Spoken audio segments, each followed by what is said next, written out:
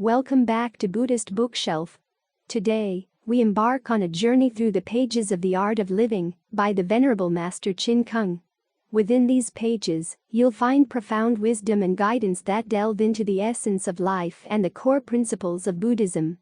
Master Chin Kung's teachings offer invaluable insights on leading a fulfilling and harmonious life, rooted in the rich heritage of Buddhist philosophy. Join us as we explore this timeless wisdom and discover the art of living, a path that can bring peace, happiness, and purpose to our daily lives.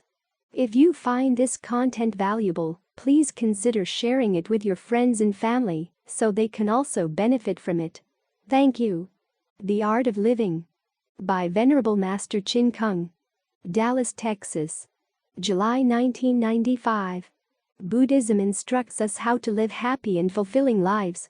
It was transmitted to China in 67 AD and since then has spread and flourished throughout the country. However, anything that has been passed down for a long period can be expected to experience some distortion, and Buddhism is no exception. Originally, Buddhism was Buddha Shakyamuni's teaching of perfection, of enlightenment for all sentient beings in the 9 realms. Unfortunately, over the last 200 to 300 years, some began to regard it as a religion. Then, in the past 20 to 30 years, it began to be viewed as a philosophy. However, the most disastrous of all is its distortion by some into a cult. These have seriously misled people away from the original teachings. If we commit ourselves to the practice, we need to clearly understand exactly what the Buddha taught us. A few years ago in San Francisco, I gave a talk titled to Understand Buddhism. Unfortunately, due to the 1.5 hour time constraint, I was unable to elaborate as much as I had wanted to. Then, several months later, Mr. David Zhang invited me to Miami. He both hosted and provided the English translation for my 7-day lecture series on Buddhism titled To Understand Buddhism. The talks were videotaped at that time and later published. To understand the Buddha's teachings is our first and most basic lesson. Practicing Buddhism and not knowing what the goals are can reduce our practice to blind superstition. First, the Buddha is our teacher and not a god. Bodhisattvas are our senior classmates with whom we share equal status. Buddhism is an education. What does it teach? The Buddha's 49 years of teaching are recorded as sutras. These have been combined with sutra commentaries by great masters throughout history into a dense collection called the Buddhist canon, of which there are over 30 versions in existence. These teachings explain the truth about life and the universe. Life refers to us, and the universe refers to our living environment and beyond. What is more relevant than to understand the relationship between the universe and us? Several years ago, I was lecturing to professors at the universities of Beijing, Nanjing, and Liaoning. Upon learning that Buddhism is an education, my audience was astonished. Then, 2 years ago, I learned that there were 170 professors across China studying the teachings. This is a good sign. We ought to first change our perceptions and understand the nature of this unsurpassed education to fully benefit from it. The Buddha told us that an enlightened person is one who completely understands about life and the universe. A Buddha is a being who is perfectly enlightened, while a bodhisattva, according to Master Xuan Zhuang, is an awakened sentient being. The element that differentiates us from Buddhas and bodhisattvas is the state of consciousness or enlightenment. Enlightened beings are free and independent in any environment, while we are not. The Chinese have a saying: when one is constricted by society, one is unable to act according to one's will. For instance, almost everyone wishes to make a fortune in this lifetime, but look around, how many people's dreams have actually come true? Buddhist sutras have provided us with methods to achieve whatever we wish, to stay healthy, young and happy as well as to end the cycle of birth and death. Praying to the Buddhas, Bodhisattvas or spirit simply does not do it. The sutras have taught us the way to take control of our destiny. If we follow the teachings, we can have what we wish for. However, if we fail to achieve our goal, it is because we either have applied the wrong method or have misinterpreted the meanings within the sutras. Buddhism is a teaching of wisdom, as only wisdom can resolve our problems and fulfill our wishes. How do we gain wisdom? Many people who grew up in our modern society would agree that wisdom is gained from information or knowledge. The Buddha told us the opposite. He taught us that wisdom is already within our self-nature, it does not come from the outside. Upon reaching enlightenment, the sixth patriarch of Zen, Master Huineng, reported to his teacher that wisdom is something we all possess and that it is innate. Our good fortune, capability and wisdom are complete, none of them can be obtained externally. The Buddha teaches us to look for them within our mind, our pure mind. Therefore, Buddhism is a study of the inner self. Earlier this year, a group of professors, most of them from the University of Taiwan and the Central Educational Research Center, requested me to talk on the Diamond Sutra. Although I had not lectured on this sutra for almost 20 years, I gladly accepted the invitation as an opportunity to leave future Buddhists a lecture series to aid them in their studies. The Diamond Sutra is truly an important part of Mahayana practice as well as the core of Zen practice. It concentrates on the understanding of wisdom. Due to the advocating of Zen's fifth and sixth patriarchs, this sutra became widely known in China. Over 5,800 words in length, it is too profound for most people to completely understand.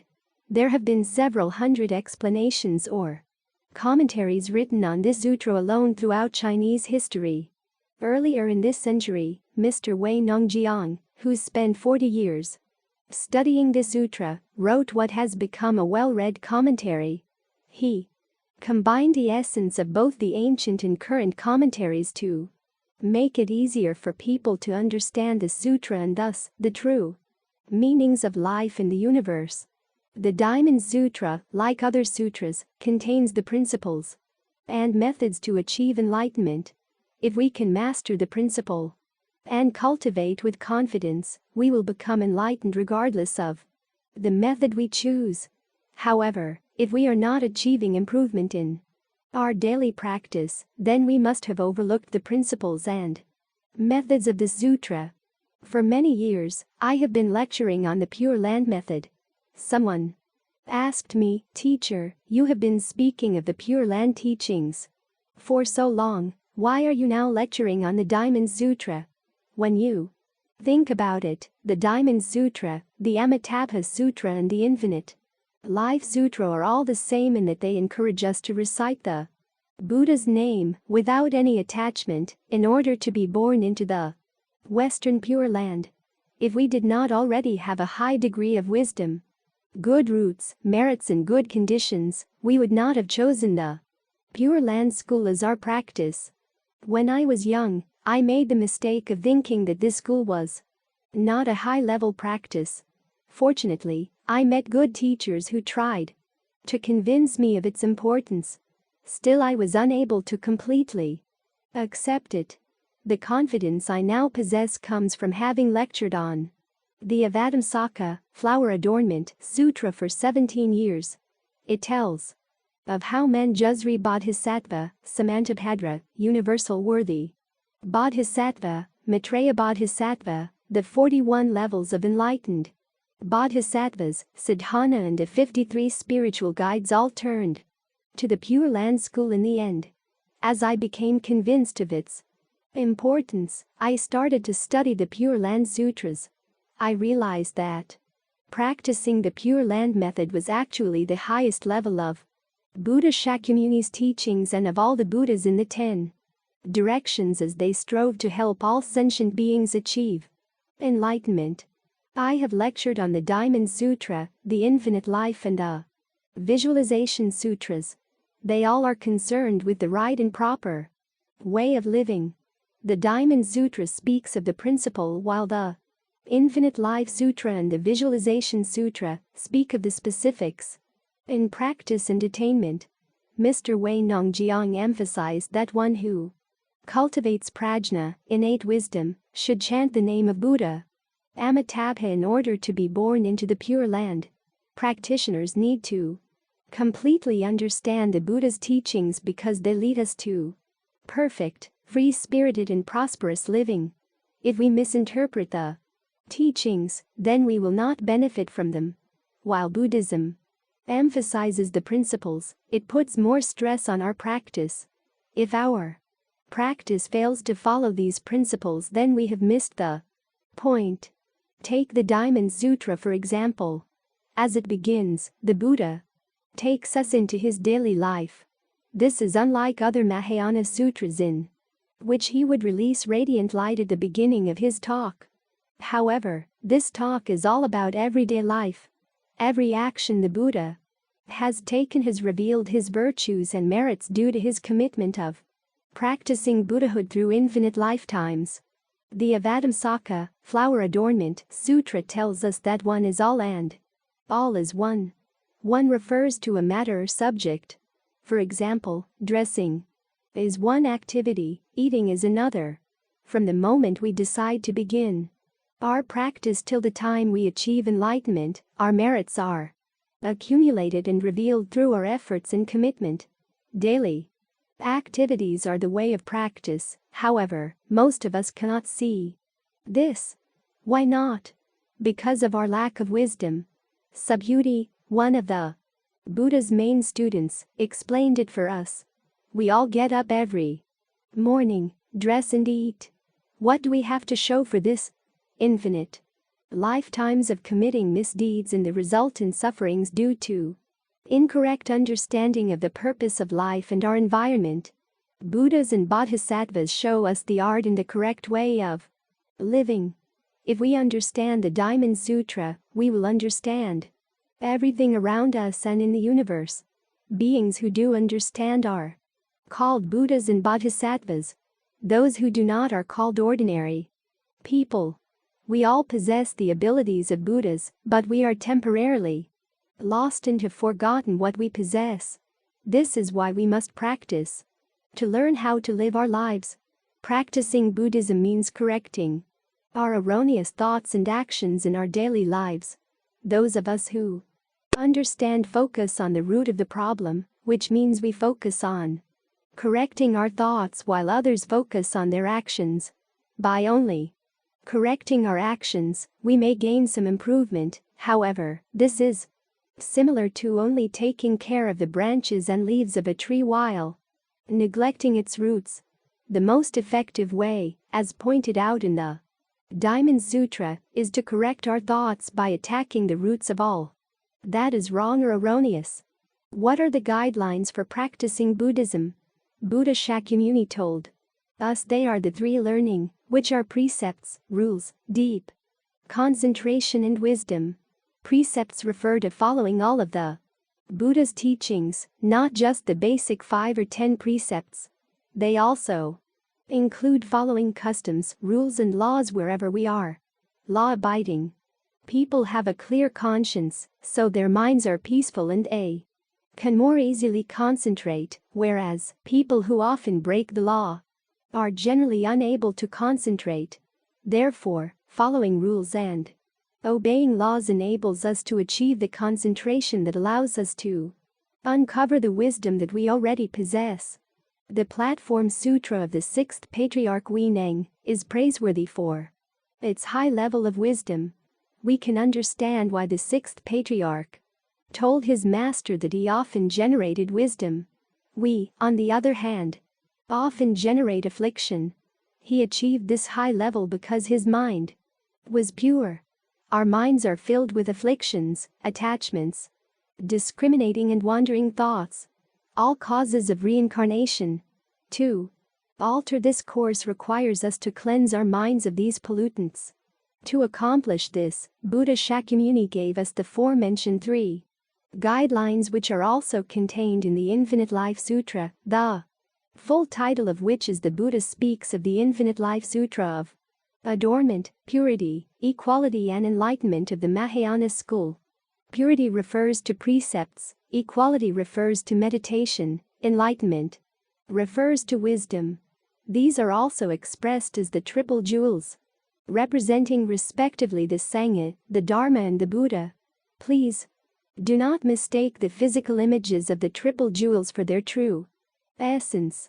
The Diamond Sutra clearly tells us, one who sees images of oneself, other human beings, all beings and life is not a bodhisattva. In other words, looking beyond physical aspects is the correct way to understand these guidelines. The Buddha represents enlightenment. The Dharma, symbolized by sutras, represents the Buddha's wisdom, virtue and proper understanding of life and the universe. The Sangha represents purity of the 6 senses, having no pollution. The 3 jewels are being enlightened and not diluted, proper and not deviated, pure and not polluted. When we take refuge in the triple jewels, we request guidance from a monk or nun regarding purity, equality and enlightenment. It is important to understand this at the beginning of our practice. We need to use an awakened mind to perform in our daily lives. The Dharma comes from the self-nature within. The goal of the learning process is to find our true self and to let go of our incorrect state of mind. This incorrect state of mind is embroiled in a non-stop rush of thoughts. When we let go of all our wandering and discriminating thoughts, our true self will surface, and so then will true wisdom. Only through the process of concentration and purification can wisdom flourish. To accomplish this, the Pure Land School uses the Buddha name chanting method, while Zen uses a different method. Every practice has its own method to accomplish the same goal of enlightenment. All ways of practice are equal. Buddha Shakyamuni taught us innumerable ways of practice. It is up to us to choose the one that is compatible with the depth of our root, nature, level of achievement and manner of living. Regardless of the practice we choose, the 3 basic guidelines are enlightenment, right and proper thoughts, and purity. We have to be extremely careful living in our time. The Surangama Sutra tells us that we are now living in the Dharma ending age when pollution of both the mind and the environment are at their worst. There are countless numbers of deviated thinking teachers in this time who are creating great chaos. It is crucial that we use the standards taught by the Buddha to distinguish between proper and deviated. The Pure Land Sutras teach us how to start our practice with the 3 conditions. These 3 have been the foundation of Buddhahood. Throughout eternity, all Buddhas say that Buddhahood is achieved through any one of an infinite number of methods. However, every method requires the 3 conditions as a foundation. This is similar to building a house. No matter how many houses we are building, each requires a good foundation. The first condition includes A. Showing respect and care for one's parents. B. Listening carefully to and respecting teachers and elders. C. Showing compassion by not killing and D. Following the 10 good conducts. If we act accordingly, then we will benefit from this first condition. The practice of filial piety is showing respect and caring for one's parents. The foundation of Chinese civilization has been built on filial piety, as was Buddhism in India. The Chinese character, xiao, means filial piety. The top part means old age while the bottom part means son. When the 2 are put together, it gives us the meaning of one entity. It is vastly expansive and never-ending. It speaks of the generations before ours and of those to follow. I have met many Westerners who asked me about the Chinese tradition of paying respect to ancestors they did not even know about. They did not understand that all of life is just one entity with no beginning and no end. Only Buddhism can carry filial piety to perfection. Being filial does not simply mean taking care of parents financially.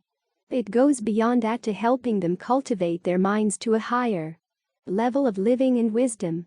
Buddha Shakyamuni, our original teacher, taught this to us. If our actions such as not doing well at school, not following rules and listening to teachers, not getting along with friends, relatives or co-workers, generally not living up to our parents' expectations and thus worrying them, then we have done poorly at filial piety. In other words, making our parents happy is part of filial piety. But most importantly, not until we reach the state of Buddhahood will we perfectly fulfill filial respect for our parents and ancestors. The second part of the first condition is following and respecting teachers and elders. In his 49 years of teaching, Buddha Shakyamuni showed us how to correctly live our lives. Following his teachings shows our respect for him. The third part of the first condition is cultivating compassion and not killing. There is a big difference between love and compassion. Love comes from feelings, compassion comes from wisdom. Love is unstable and unreliable. We may love someone today but not tomorrow. When someone tells us that he or she loves or hates us, we would do well not to take it too seriously. However, compassion is for forever because it is based on the wisdom that is part of the true mind, our original self. It is not based on emotion. We can start by showing compassion and kindness for our family and keep expanding until we include every sentient being in the 10 directions. Developing this level of compassion is another part of the cultivation that will lead us to enlightenment. The fourth part of the first condition includes following the 10 good conducts. These are no killing, stealing, sexual misconduct, lying, abuse of language, bearing tales, seductive words, greed, anger or ignorance. The first 3 are disciplines of the body, the next 4 are disciplines of the mouth, and the last 3 are disciplines of the mind.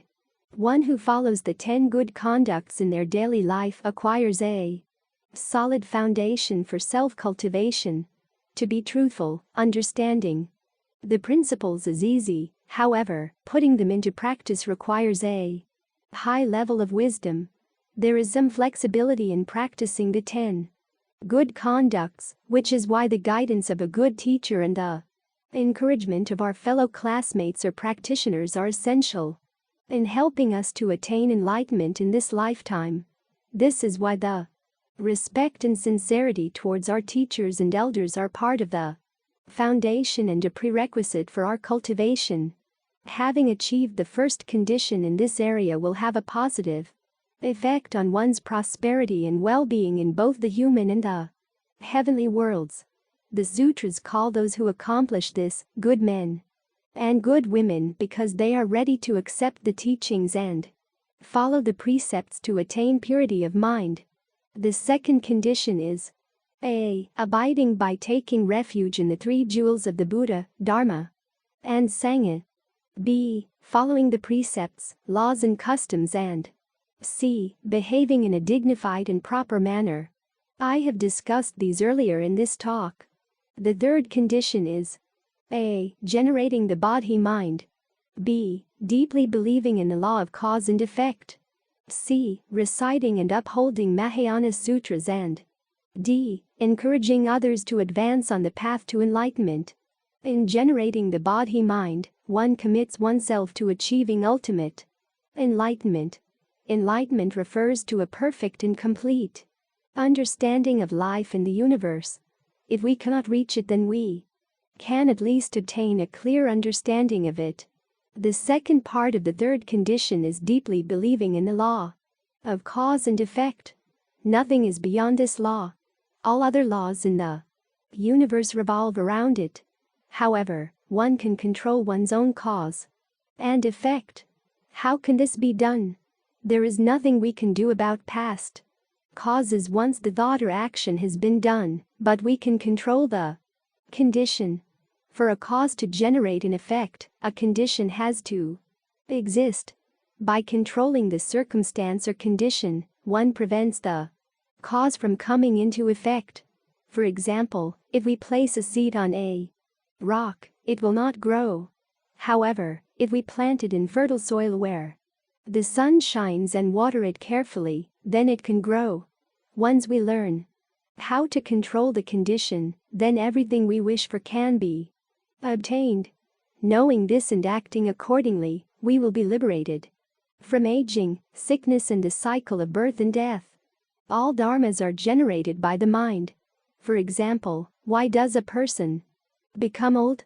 When a person reaches a certain age, he or she starts thinking old. I have spoken with a number of Buddhist doctors about why people become old. They agreed with me that when people are working, they do not think about old age. However, after they have been retired a few years, they look as if they were 20 years older. Why? Retired people who are no longer working start thinking every day about becoming old. After a while, they start to age more rapidly and then to become sick. Once they get sick, they start thinking about going to the hospital. All this came about from wandering thoughts. However, this is not the case for people who successfully practice the Buddha name chanting method. My late teacher, Mr. Bing Nan Lee, lived to be 97 years old but looked more like 70. He cooked for himself and washed his own clothes. Not until his last 2 years did he accept any care. He was healthy, had a strong voice and was giving lectures up until 2 weeks before he passed away. Why? He did not think about sickness or old age. We will not get sick if we do not think about getting sick. We will not age if we do not think about old age, and we will not die if we do not think about death. Buddhism provides the principles, methods and practices to accomplish this. The art of living can be mastered once we fully understand and practice Buddhism.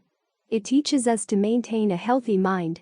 A healthy mind creates a healthy body. All sickness comes from pollution, and the worst pollution is that of the mind. The Buddha called this pollution the 3 poisons of greed, anger and ignorance. Between the pollution of the environment and that of our mind, how can we not get sick? However, even with the worst pollution around us, a person who is free of the 3 poisons will not become sick.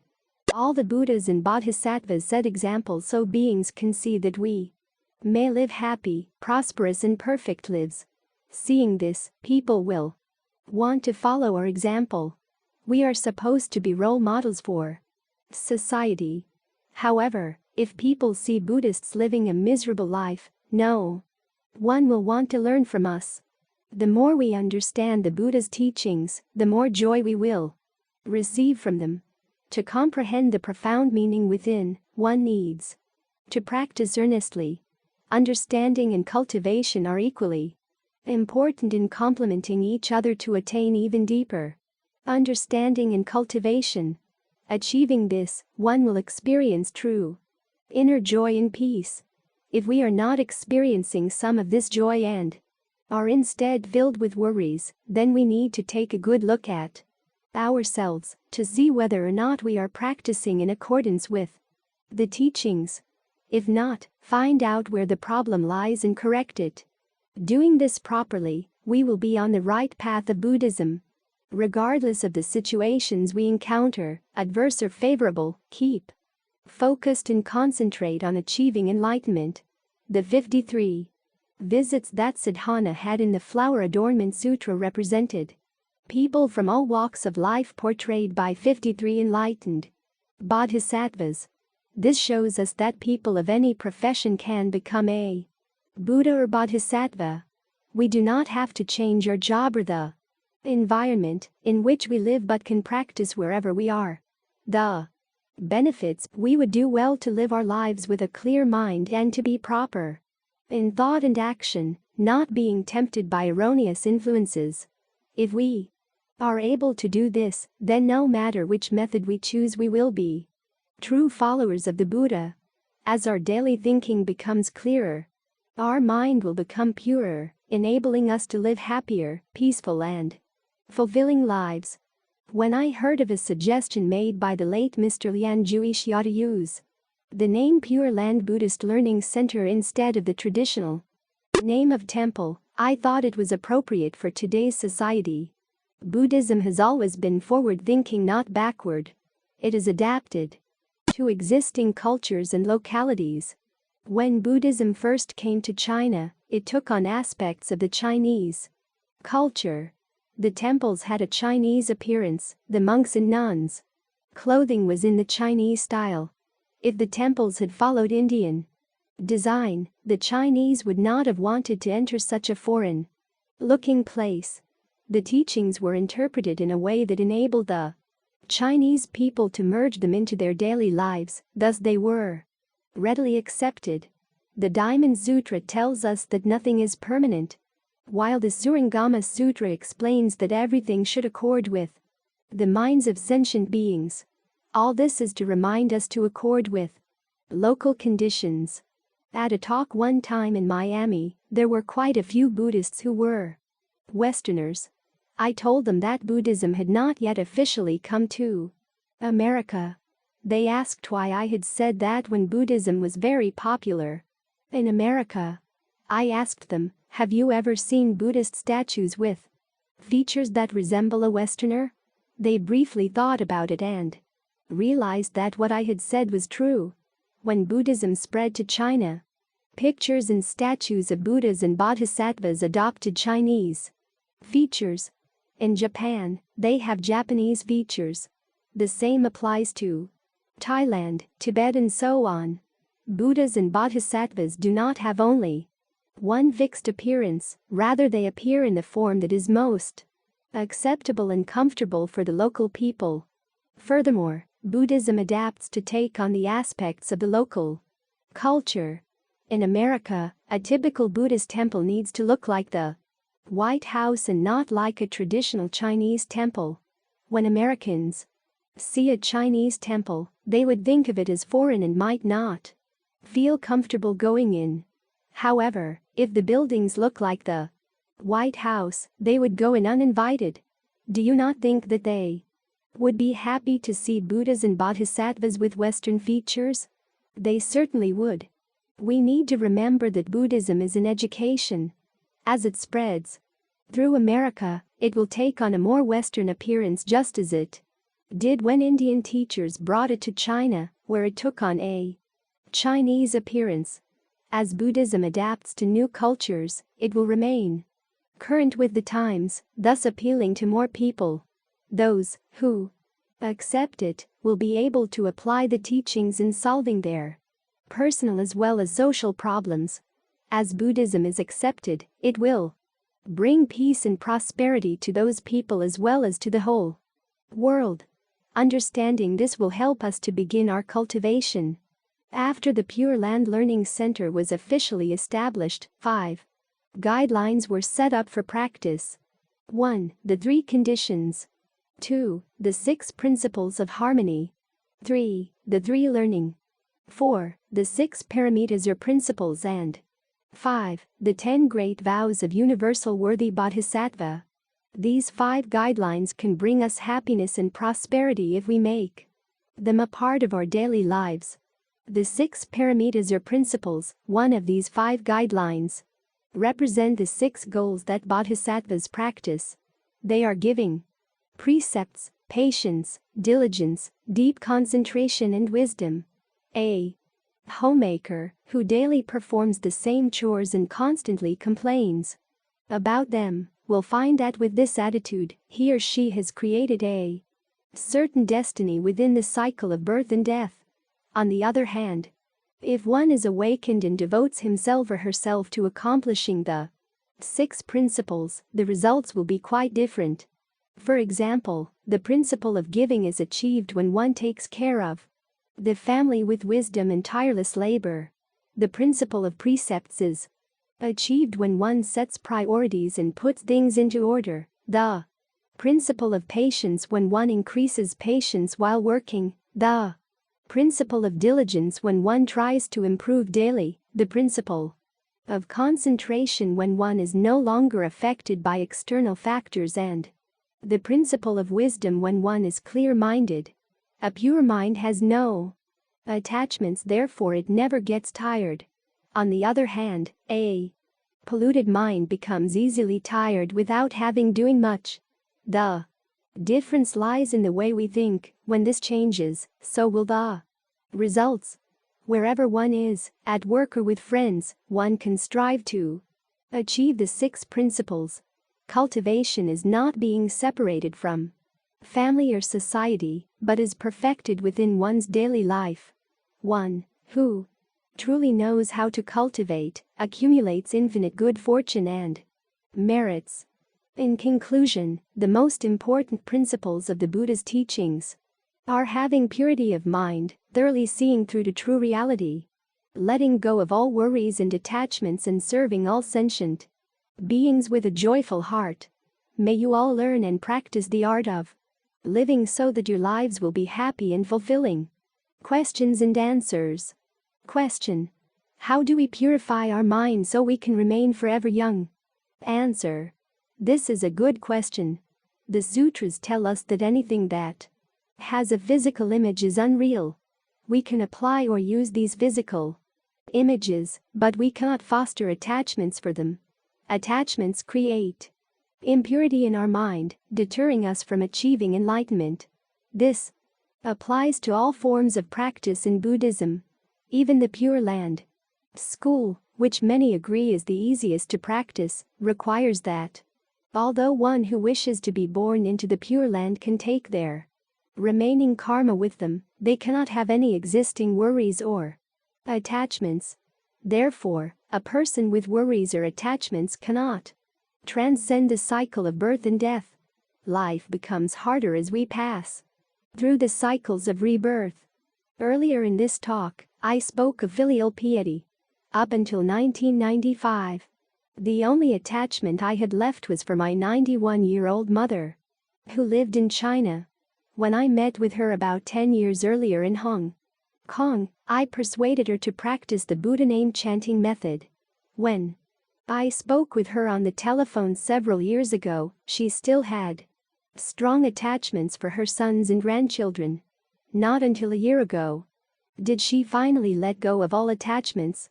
She told me that she had seen Buddha Amitabha twice and Guan Yin Bodhisattva once. In addition, she had prior knowledge of when she would be leaving this world. On May 29, 1995, she passed on and was born into the Western Pure Land. At her funeral, people were aware of a radiant glow and a pleasing yet unfamiliar fragrance. Her complexion appeared similar to that of a live person. After 8 days, her body was still soft. Upon her cremation, more than 300 sharira, or relics, were found. All this is evidence that she had been successfully born into the Pure Land. In conclusion, once we are rid of worries and attachments, we can go to the Western Pure Land whenever we wish. By maintaining a pure, non-discriminating, compassionate and kind heart, one holds the key to remaining youthful. Question: why do some Buddhists exclude the 5 pungent vegetables from their diet? Answer: some Buddhists who follow a strict diet do not eat the 5 pungent vegetables: onions, garlic, chives, green onions and leeks. The Buddha said that these adversely affect those who are in the early stages of cultivation. If eaten cooked, they produce hormones. Eaten raw, they may affect the liver, leading one to become irritable and less able to concentrate. Please understand that this only happens if you eat them in large quantities. There is no problem if a moderate amount is used for cooking. The same applies for alcohol and intoxicants. Intoxication can be a factor in causing erroneous behavior. The Buddha warned people against alcohol or intoxicants to guide them in the avoidance of committing misdeeds due to intoxication. Therefore, the precepts that the Buddha set forth really depend upon the environment and the situation that we are in. Our society is different from that of Buddha Shakyamuni's. If he were to reappear in this world, I am sure the Buddha would encourage the use of garlic, simply because it can be used to cure some diseases, especially lung disease. Many years ago, I was teaching at the Eastern Buddhist College. During that period, we found out that a few of the students had lung diseases. Dr. Tang, who was one of the professors, suggested that they use garlic for treatment. He told us of an event that had happened in China some time ago. A patient was told by his doctor that due to his end stage of TB, he only had 3 months to live. The patient's family was also told to let him have anything he asked for, with one condition, that he lived apart from his family. His family, therefore, built a room for him to live in a vegetable garden and delivered meals to him every day. In that garden grew a large amount of garlic. Due to his isolation and boredom, he tried the garlic raw and discovered that he enjoyed the taste of it. Soon the garlic became more of a snack for him. 3 months later, he was still alive, and months after that, he was becoming healthier and healthier. His family found it strange and, thinking there had been a misdiagnosis, took him back to the hospital. The doctor was astonished at what he saw and immediately gathered a group of specialists to investigate his patient's case. Finally, they found out it was the garlic that cured the disease. From then on, many medicines for lung disease have been made with garlic. Regretfully, when Dr. Tang suggested that those students use garlic for treatment, his suggestion was not accepted. The students did not want to violate the precepts even though their illness was contagious. Therefore, precepts have to be flexible and to consider environmental conditions. Nowadays, almost everything we eat, such as meat, fish and even vegetables, contains either chemicals or preservatives, which are harmful to us. In addition, we are seeing more and more people with diseases that have not previously existed. Even the taste of meat is different now. Years ago, chicks and piglets were raised in the open, so they were happier and that affected the taste of the meat. Now animals are raised in a narrow space with no place to move. Do you think they are happy? I heard that in Taiwan, the piglets are injected with chemicals so they grow more quickly. Their lifespan is only 6 months, and the chickens only live for 6 weeks. Even vegetables and grains are no exceptions to being contaminated. How could we not get sick? Therefore, garlic is good for us, although it is harmful to our eyes when taken in large quantities. Question: the Buddha taught us not to kill, but what should we do about insects such as mosquitoes and flies? Answer: the Buddha not only taught us to protect all animals, but also plants. Even plants have lives and grow with dignity. Therefore, unless there is absolutely no space for us to walk around them, we should not step on them, because that behavior is an insult and disrespectful to the plants. Normally, when a tree is as tall as human, there is a tree spirit. In ancient times, monks often lived in mountain huts. 3 days before they cut a tree to build the hut, they would respectfully tell of their intention and ask the tree spirit to move to a safe place. This method can be applied to insects. In order to keep our houses and environment clean and our family healthy, we can stand in front of a statue of the Buddha or Bodhisattva 3 days before our actions and ask the insects to move. Some people who have done so with sincere and kind hearts have received good results.